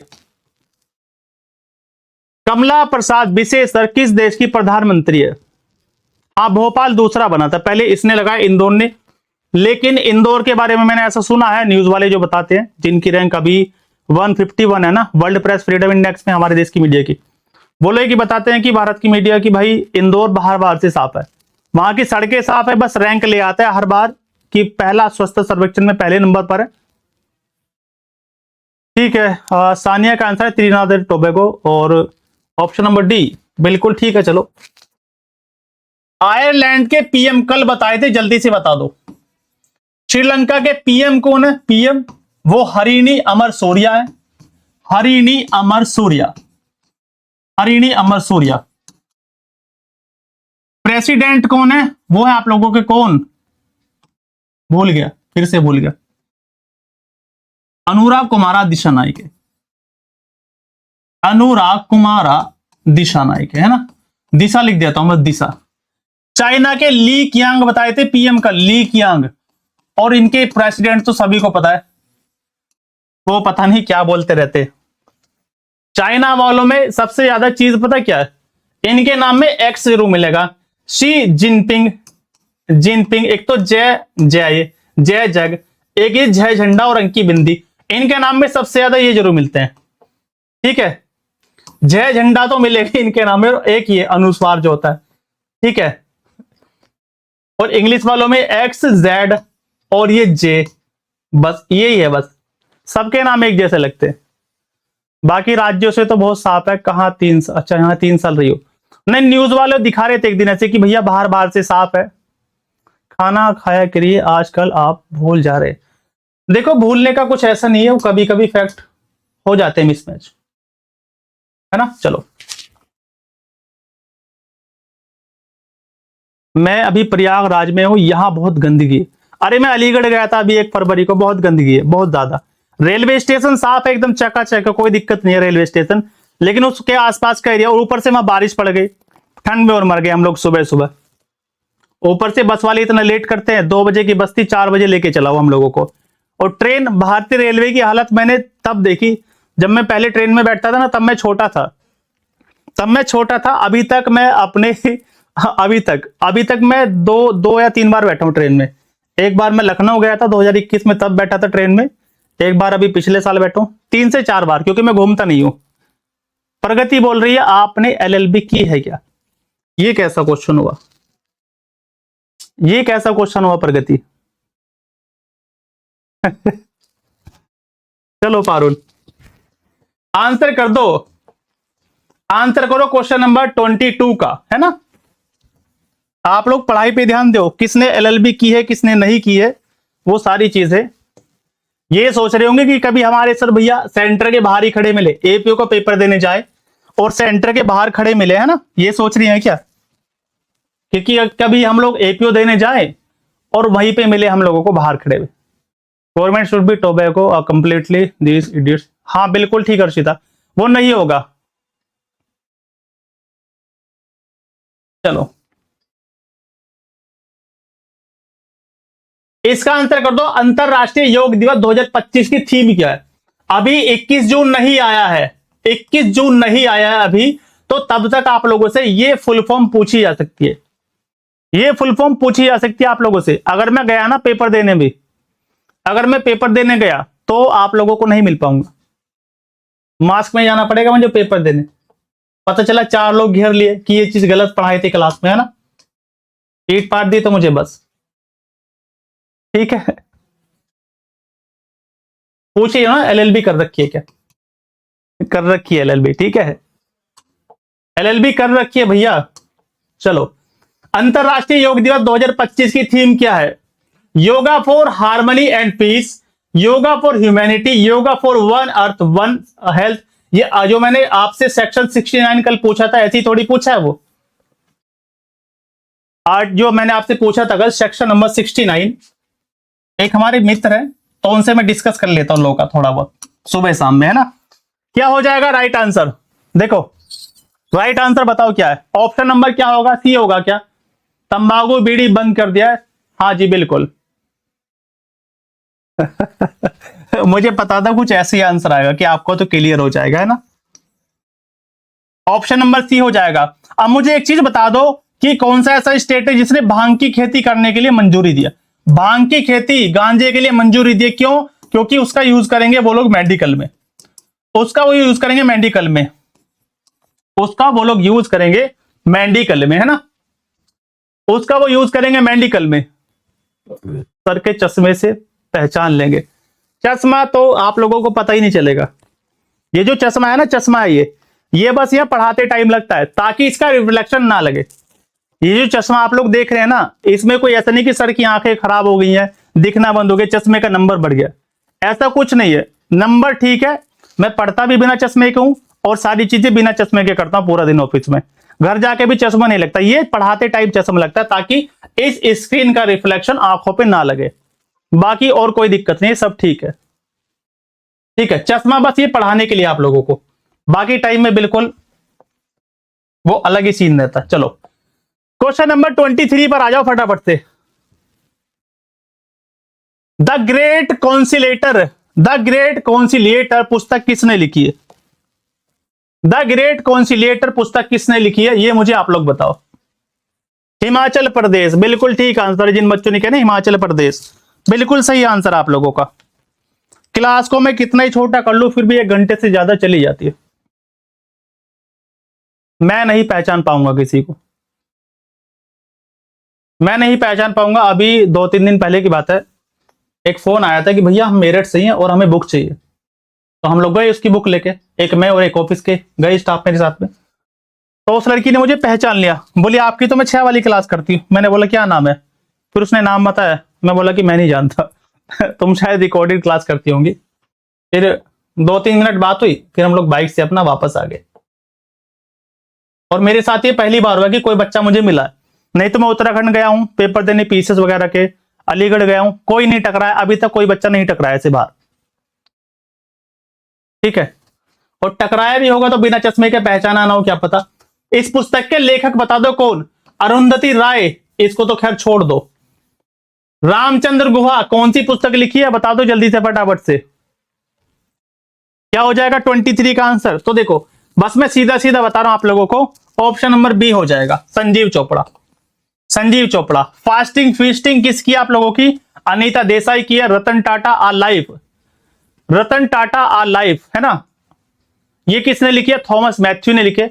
बेइज्जती वाली बात नहीं है, फिर वो ठीक है कोई ना पहचाने, ऐसे ठीक है अपना, है ना।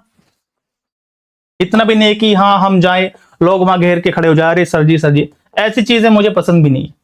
चुपचाप से अपना जाओ, पेपर देने जाओ, सेंटर के बाहर खड़े हो जाओ और चुपचाप से वापस आ जाओ बस। कुंभकोणम पान का पत्ता किस राज्य का जीआई टैग है, ज्यादा भीड़ भड़ाका भी ठीक नहीं होता। कुंभकोणम पान का पत्ता किसका है जीआई टैग, जल्दी से बता दो, है ना। कुंभकोणम पान का पत्ता, देखो ये मुझे बताओ, पश्चिम बंगाल का याद कर लेना, सुंदरबन शहद, बस ये सेकंड लास्ट क्वेश्चन है ना। हाँ सुंदरबन शहद, सुंदरबन शहद, सुंदरबन शहद। अंडमान निकोबार का मोस्ट इंपोर्टेंट है कौन सा, वर्जिन नारियल तेल, वर्जिन नारियल तेल अंडमान निकोबार का बच्चों, है ना। वर्जिन नारियल तेल, वर्जिन क्यों है, क्योंकि इसमें कोई भी प्योरिफिकेशन नहीं होता, इसको डिस्टिलेशन नहीं किया जाता, सीधा बोतल में पैक कर देते छानकर। उत्तर प्रदेश, इसका आंसर तमिलनाडु है, option number A. Uttar Pradesh में आ जाओ, तिरंगी बर्फी, तिरंगी बर्फी होगी सर जी, तिरंगी बर्फी कहां की है, वाराणसी की है, ये भी याद रखेंगे आप लोग, वाराणसी की है। एक है हनुमानगढ़ी लड्डू, बहुत चर्चाओं में था जब राम मंदिर का उद्घाटन हुआ, इसी वजह से इसको जीआई टैग दिलाया, हनुमानगढ़ी लड्डू अयोध्या का, ताकि ये लड्डू बहुत बिके, हनुमानगढ़ी लड्डू अयोध्या का। ये 2 इंपॉर्टेंट है बस, बाकी मधुबनी पेंटिंग वगैरह तो आप सभी जानते हैं। हाँ पारुल ऐसी ठीक है, बस अपना अकेले अकेले ऐसी ठीक है, उनके बालों से पहचान लूंगी, आप पहचान के दिखाना, मुझे पहचान के दिखाना, भाग जाऊंगा तुरंत वहां से छोड़ के सेंटर पूरा, ठीक है। जैसे मुझे लगा पहचान लिया तुरंत भाग जाऊंगा सेंटर छोड़ के, है ना ऐसे ही लग रहा है, जैसे वो सत्येंद्र सर ने सुनाया था ना अपना स्टोरी कि मैं लड़कियों को देखे पहले भाग जाता था, है ना। जैसे सर ने बताया होगा ना आप लोगों को सुबह वाली क्लास में कि मैं लड़कियों को देख के भाग जाता था पहले, सुनाई थी ना अपनी स्टोरी। पहले हमारा नेचर भी ऐसा था, तो मान लो हम लोग किसी सामान लेने जा रहे हैं, रास्ते में कोई लड़की दिखी तुरंत वापस, शर्म आती थी पहले बचपन में बहुत ज्यादा। कुछ सामान लेने गए, हमारी कोई क्लासमेट टकरा गई, क्लास में पढ़ने वाली, तुरंत वापस घर की तरफ, ऐसे देखते रहते थे जब तक वो रास्ता क्रॉस नहीं करेगी तब तक जाएंगे नहीं मसाला मूवी नहीं है, ठीक है। चलो लास्ट क्वेश्चन आज की इस क्लास का। फिर घर वाले पूछते थे क्या हुआ, मैंने कहा बाहर वो खड़ी है, बोली कौन, मैंने जाके देख लो, बोली ठीक है चलो अभी चले जाना। उनको पता था कि ये जाएगा नहीं बाहर।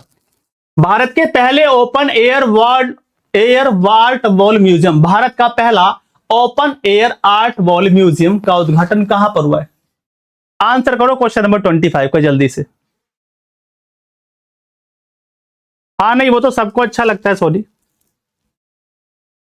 आवाज से पहचान लूंगी, चलो पहचान के दिखाना आप लोग। चलो भारत का पहला open air art wall museum का उद्घाटन कहां पर हुआ? तो देखो, जोधपुर का मैंने बताया था आप लोगों को।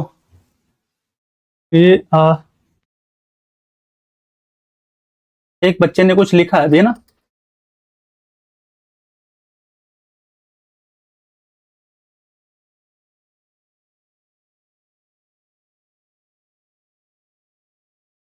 चलिए आंसर कर दो। देखो, जोधपुर राजस्थान मैंने आपको बताया था, जोधपुर। यहां के टाइगर मैन ऑफ इंडिया, जिनको आप लोग बोलते हो Kailash Sankhla, tiger man of India Kailash Sankhla यहीं के। निजामाबाद तेलंगाना के अंदर है, राष्ट्रीय हल्दी बोर्ड का। तेलंगाना नेशनल टर्मरिक बोर्ड का यहां पर क्या है, हेडक्वार्टर है। गुरुग्राम में इंटरनेशनल सोलर अलायंस का हेडक्वार्टर है, ये आपको पता है। तो क्या हुआ, नई दिल्ली में बना है, नई दिल्ली, ऑप्शन नंबर ए। ये बना है आप लोगों का नई दिल्ली में, है ना। ठीक है, चलो करंट अफेयर आप एक्सपेक्टेड करा रहे हैं। हाँ सानिया, थोड़ा सा एक्सपेक्टेड है करंट अफेयर ये वाला, और कल से हम लोग कोशिश करेंगे कि 1 घंटे के अंदर अंदर इस चीज को हम लोग खत्म कर दें ना। 1 घंटे के अंदर अंदर इस क्लास को मैं खत्म कर दूं, कल से हम लोग ये ट्राई करेंगे। और वैसे बातें उतनी हुई नहीं हमारी, है ना, ये थोड़ा बहुत जरूरी भी होता है कि नहीं तो आप लोग बोर हो जाओगे ना। चलो 25 क्वेश्चन खत्म। अब किसी का कोई डाउट है तो जल्दी से शेयर करो आप लोग, किसी का कोई डाउट है तो जल्दी से शेयर कर दो फटाफट से। अदरवाइज हम लोग मिलेंगे कल की क्लास में नए टॉपिक के साथ में। और सुबह जो 10 बजे चल रही है ना मॉडर्न हिस्ट्री आप लोगों की, उसको आप लोग अच्छे से कीजिएगा। मधु उसके लिए अभी सोचेंगे पहले, 5 बजे वैसे मुझे मुश्किल लग रही है चीजें, 6 बजे ठीक है। टेस्ट इसका होगा सानिया, अभी ये जो देखो टोटल 7 टेस्ट हो चुके हैं आप लोगों के, और एक दिन आपको बता देंगे इसका पूरे का टेस्ट होगा। जो जितना आप लोगों को पढ़ा चुके हैं ना उस सारे का टेस्ट होगा आप लोगों का, ठीक है। एक टेस्ट होगा सेम टू सेम ऐसा ही, ठीक है। चलो फिर कल मिलेगा 6 बजे। अभी क्लास छोड़ के नहीं जाएगा कोई भी। प्यारे बच्चों नमस्कार, कैसे हैं आप लोग? आवाज़ आ रही है सबको मेरी? गुड इवनिंग एवरीवन, उम्मीद करता हूँ आप सब लोग बेहतर होंगे। आप लोगों को एक खुशखबरी भी मिली होगी कि बिहार 33rd बिहार जुडिशरी का नोटिफिकेशन आप लोगों का आ चुका है। रोहित सर आप लोगों के लिए पूरी मेहनत कर रहे हैं, दिन रात 24 घंटे ताबड़तोड़ तरीके से, और आप लोग इनके एमसीक्यू कराने की स्ट्रेंथ भी देख रहे होंगे। तो मैं चाहूँगा रोहित सर के लिए भी अप्रिशिएट करें आप लोग उनकी मेहनत को लेकर, है ना। आप लोगों के लिए खड़े रहते हैं। पोडियम पे खड़ा होकर पढ़ाना और कैमरे से बात करना बहुत मुश्किल चीज़ें होती हैं, क्योंकि इससे बॉडीज एक प्रकार की एक्टिंग करनी होती है। मैं आपको बहुत अंदर की बात बता रहा हूँ, एक एक्टिंग है, और एक्टिंग मतलब है कि आपको बॉडी लैंग्वेज भी अटेंटिव रखनी है, और प्लस आपको नॉलेज भी आपको एक्सप्रेस करनी है ना। तो बस हम कुछ और तो नहीं चाहेंगे आपसे कि आप हमें तारीफों के पुल बांधे, बस अपने मन में टीचर्स के लिए हमेशा एक रेस्पेक्ट वाले भाव रखें, बस इससे ज़्यादा और कुछ नहीं चाहिए होता है एक टीचर को, ठीक है। बल्कि हमारी लाइबिलिटी आप लोगों ने पैसे दिए तो हमारी जिम्मेदारी है ना। लेकिन इस जिम्मेदारी में एक नैतिकता मोरलिटी भी रहनी चाहिए, ऐसा मेरा मानना है। अब खुशखबरी ये है आप लोगों के लिए कि बिहार लोक सेवा आयोग ने, आप लोग देख रहे होंगे, 33rd बिहार जुडिशरी का नोटिफिकेशन निकाल दिया। इसको लेकर मैं अभी थोड़ी देर में लाइव भी आऊँगा यूट्यूब पर, अभी लगभग 15-20 मिनट बाद यूट्यूब पे लाइव आऊँगा। तो अगर आप खाली हैं अपना खाते पीते मुझे ज्वाइन कर सकते हैं। तो इसमें क्या क्या चेंजेस हुए हैं वो भी बताऊँगा, और साथ में 33rd बिहार जुडिशरी के, मतलब मैं ऑन रिकॉर्ड बोल रहा हूँ ये बातें, ठीक है, कि लास्ट ईयर भी हमारे 66 कैंडिडेट जो हैं वो सिलेक्शन हुए थे 155 में से। और ये मैं ऐसे नहीं कह रहा हूँ, मैंने पटना में इंटरव्यू कंडक्ट करवाए थे, पूरी टीम पटना में लेके गए थे, और 5 दिन हम लोगों ने इंटरव्यू करे थे। 104 कैंडिडेट ने इंटरव्यू दिए थे, 155 जो ओवरऑल सारे बच्चे थे, 103 में से 66 का सिलेक्शन हुआ था आपके टारगेट फॉर IQ से। उसमें लगभग 23 बच्चे ऐसे थे जो मॉक इंटरव्यू के थे, बाकी कोई ना कोई GS का था, कोई फाउंडेशन बैच का था, कोई लॉ बैच का था, ऐसे थे 43 बच्चे, मतलब 41 बच्चे ऐसे कुछ थे जो हमारे बैच के थे। मतलब मैं ऐसे भी नहीं कह रहा कि सारे हमारे थे, मतलब जिन्हें कुछ मॉक देने भी आए थे। बस मेरे आप लोगों से ये कहना है कि पूरी मेहनत में लग जाइए। अगर आपके पास 3 साल का एक्सपीरियंस है तो पूरी ईमानदारी से पूरी मेहनत में लग जाइएगा। हम लोग आप लोगों के साथ हैं। 2026 AP और जुडिशरी के लिए अच्छा होने वाला है। और मैं आप लोगों को बता दूं, अभी 1-2 महीने बाद ही, हो सकता है होली के बाद ही, आपको UP जुडिशरी की भी अच्छी न्यूज मिलेगी। और उत्तराखंड एपीओ की भी 155 वैकेंसी की भी। मैं इसलिए नहीं कह रहा हूं कि आप कोचिंग ज्वाइन करिए, मैं इसलिए कह रहा हूं कि आप अपने लेवल पे जहां भी आप हैं पढ़ाई पे पूरा अपने आप को झोंक दीजिए, क्योंकि वैकेंसीज हैं 2026 में। ठीक है, नहीं होता तो मैं इग्नोर करता। आपसे मैं ये नहीं कह रहा हूं कि बैच करिए, अगर जो लोग तैयारी कर चुके हैं ना तो वो प्रैक्टिस करें, ज्यादा मेंस आंसर राइटिंग एमसीक्यू लगाएं तो और बेहतर रहेगा। 3 साल का एक्सपीरियंस मांगा है, 173 वैकेंसीज हैं। जो बिहार की लड़कियां हैं उनके लिए और भी फायदा है, क्योंकि रिजर्व हो गई हैं बिहार के लिए 35%। और 3 साल का एक्सपीरियंस मांगा है, ये मैं आपको बता दूं। न्यू क्रिमिनल लॉज आ रहे हैं, बाकी और कोई दिक्कत नहीं है इसमें, ये भी आपको बता दूं। और इस बार एक चेंज हुआ है बच्चों कि जो आप लोगों का जीएस का पेपर है, पहले वो 2 घंटे का हुआ करता था शायद, है ना, तो वो अब 1.5 घंटे का होगा, मतलब हाफ एन आवर का होगा। ये आप लोग जो है याद रखेंगे भाई। और 22 साल से उम्र 22 से 35 साल के लोग जो हैं एग्जाम को देते हैं। ठीक है, ये मैं आप लोगों को बता दूं। और बाकी इसमें 5 ऑप्शनल होते हैं, हिंदी इंग्लिश का लैंग्वेज का पेपर होता है, दिस इज क्वालिफाइंग। और एक चीज मैं आपको और बता दूं, जो आउटसाइडर हैं, आउटसाइडर मतलब जो बिहार के नहीं है, बिहार में सिलेक्शन लेना इजी होता है, because there is no discrimination. और बहुत सारे कैंडिडेट ऐसे हैं जिन्हें मैं बहुत अनामिका मैम भी हमारी ऑफिस में काम करती थी। अनामिका मैम, बच्चों आपको बताऊं, एक मैम थी हिंदी मीडियम की, अनामिका डागर, तो टारगेट फॉर आईक्यू पे एज ए रिसर्चर काम करती थी। उनके 17 रैंक है, मतलब यहाँ पे वो लॉ के कंटेंट और यूजीसी नेट के कंटेंट लिखती थी यहाँ पर। मेरे मोदी नगर की थी, दिल्ली के पास की। तो उनके 17th रैंक थी, हिंदी मीडियम की बता रहा हूँ वो भी। और इंग्लिश मीडियम के बहुत सारे लोग हैं जो यूपी, अपने अलीगढ़ के हैं, अपने मेरठ के हैं, और आपके दिल्ली के बहुत कैंडिडेट हैं तो बिहार में सेलेक्टेड हुए। तो बिहार में ऐसे डिस्क्रिमिनेशन वाला कुछ नहीं है, एपीओ में भी कुछ दिक्कत नहीं है। तो आई वुड कि आप लोग ज्यादा से ज्यादा फॉर्म को फिल करें और अच्छी प्रिपरेशन में लगे रहिए प्लीज। बेरोजगारी काफी 4-4 साल में वैकेंसी आ रही है।